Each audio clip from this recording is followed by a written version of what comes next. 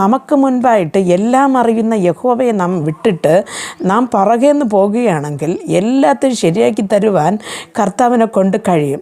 അത് എങ്ങനെയാണ് കർത്താവിനെ നമുക്ക് മുമ്പായിട്ട് വിടുന്നതെന്ന് വെച്ചാൽ, നാം ഏത് പ്രശ്നത്തിലായിരിക്കുന്നുവോ അത് പ്രാർത്ഥനയിൽ കൂടെ വിശ്വാസത്തോടു കൂടെ കർത്താവിനോട് നാം സമർപ്പിക്കണം. നാം കർത്താവിനോട് വിശ്വാസത്തോട് സമർപ്പിക്കുമ്പോൾ ആ കാര്യങ്ങളുടെ പൊറുപ്പ് ദൈവം തൻ്റെ ദൂതന്മാരെ ഏൽപ്പിക്കും. നാം തന്നെ അതിൽ പോകുന്നതിന് മുമ്പേ അത് ശരിയാക്കുവാൻ ദൈവം തൻ്റെ ദൂതനെ അയച്ചിരിക്കും.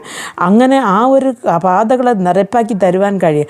അതാണ് ദൈവവചനം പറയുന്നത്, അവൻ നിന്നോട് കൂടെ ഇരിക്കും, നിന്നെ കൈവിടുകയില്ല, ഉപേക്ഷിക്കുകയുമില്ല, നീ പേടിക്കുകയും അരുത്, ഭ്രമിക്കുകയും അരുത്. പ്രിയ ദൈവമക്കളെ, നിങ്ങളുടെ ജീവിതത്തിൽ പേടിച്ച് ഭ്രമിച്ചു പോയിരിക്കേണ്ട.